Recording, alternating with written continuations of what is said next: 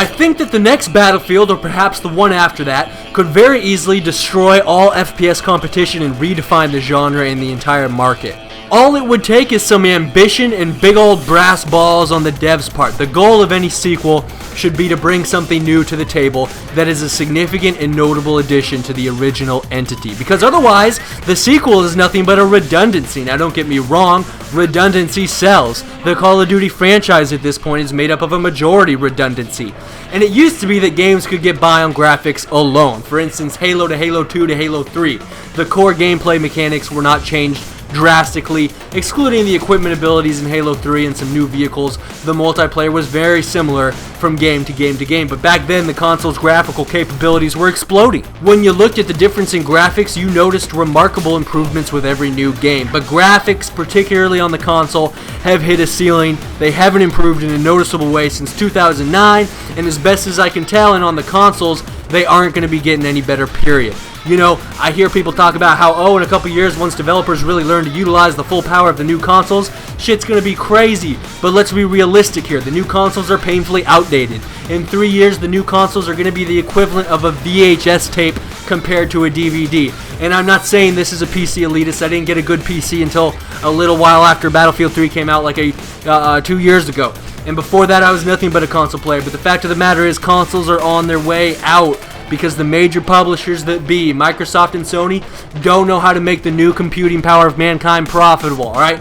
Moore's Law predicted that the size of CPUs would be cut in half every 2 years, and he was right, but the catch is, they don't get cheaper, they get a lot more expensive, because you need more expensive lasers to really, get those little tiny little CPU chips.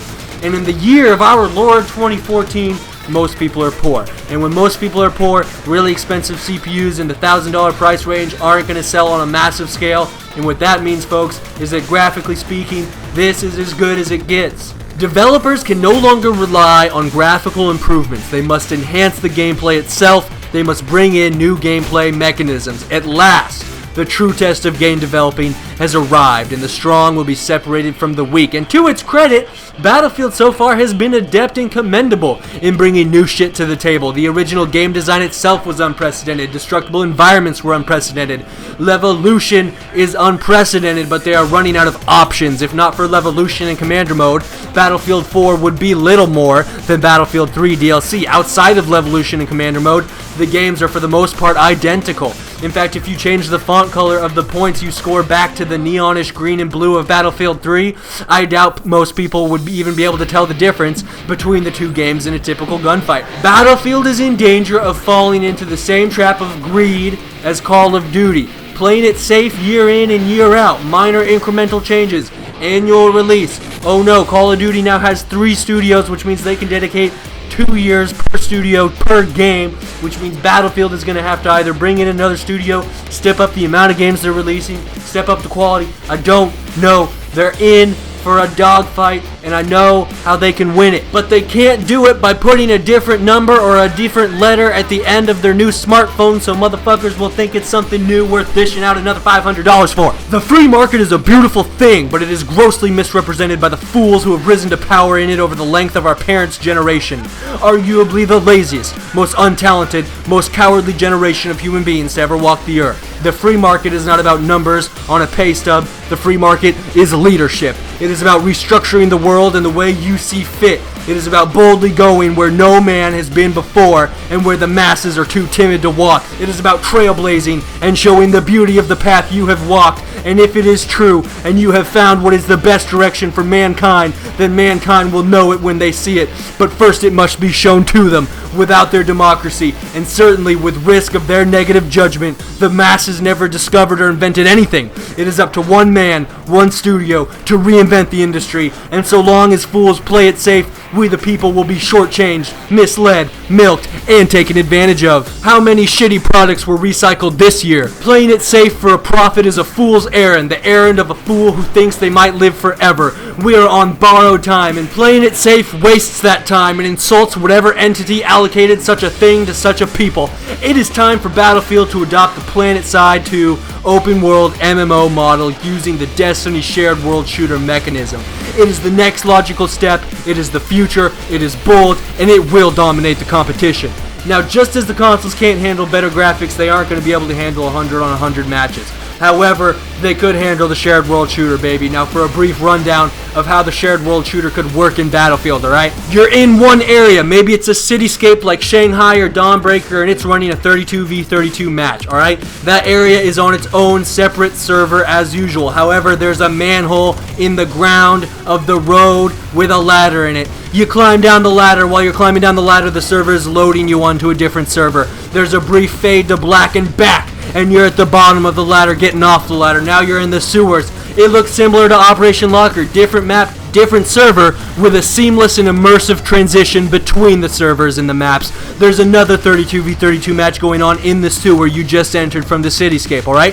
So as far as the player can tell, it's an open world MMO. The only difference is that there's a cap to the amount of people in each area. And then if you try to enter an area that is at its cap, you know, the commander comes on, kind of like how when you leave the combat area, he's like, we don't need you down there, turn around, whatever. Alright, but you got these separate areas with separate 32v32 matches going on. You got seamless transitions in between the maps, the areas, the servers, whatever you want to call them. Now this is where things get interesting. You make it so that the areas can interact and are connected with a variety of different bridge points. You're in the sewers, you fight your way to a different manhole, climb up that ladder. Now you're back in the cityscape, but you come up at the enemy's flank.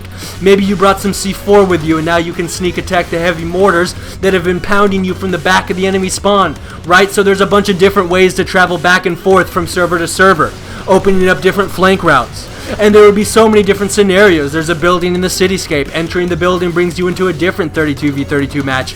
There's an entrance from the building's basement back into the sewers. And then you make it so that each area has its own strategic value and can interact with other areas in a variety of ways. If you hold the skyscraper, you can run mortar strikes from its roof. And you're on a different server, so you won't be able to look down into the street and see everyone running around, obviously, but you could open an enlarged mini-map on the screen just like you do with mortars typically, or commander mode, and then that mini-map would be loading information from the cityscape server, and you can fire mortars, and then the servers are communicating, and the skyscraper server is like, this guy just shot a mortar at these motherfuckers, and then the cityscape server is like, okay, I'll load a mortar shell up onto these motherfuckers. Or maybe you just make the rooftop of the skyscraper a part of the city server, so if you go into the skyscraper, you're on a different 32v32 server, but if you come out on the roof, you're back in the city server, and then you can do all kinds of neat stuff from the skyscraper rooftop.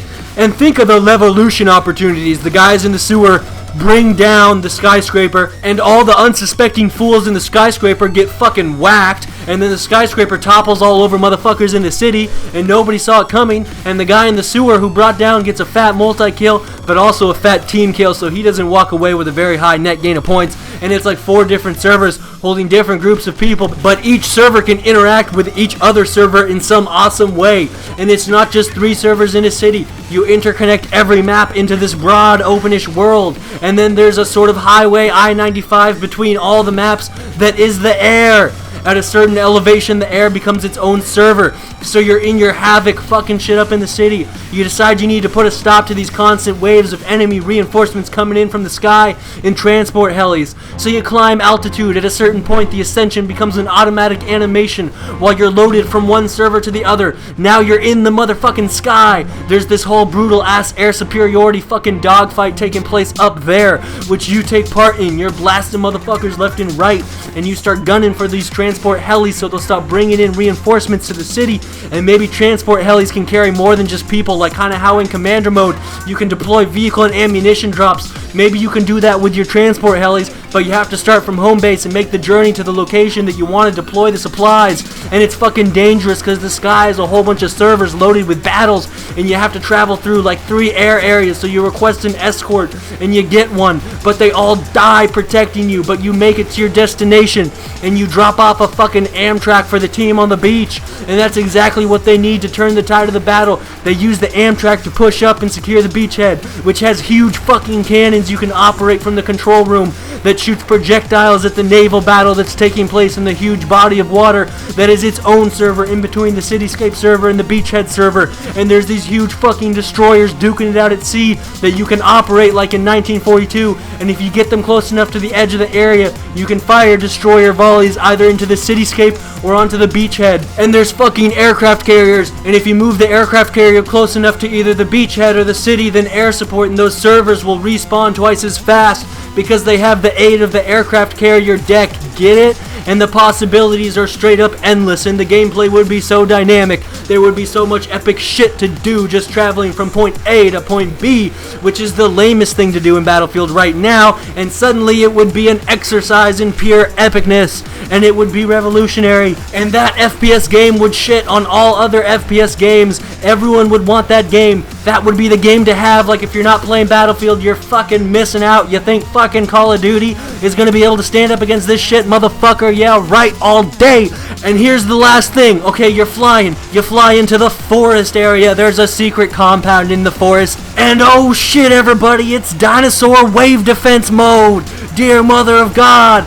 By the way, that's another reason I think the next Battlefield would be 2143, is because it would be the most plausible time period to include a Dino Wave defense mode. Herp, dirt, please rate. This is Batman signing out.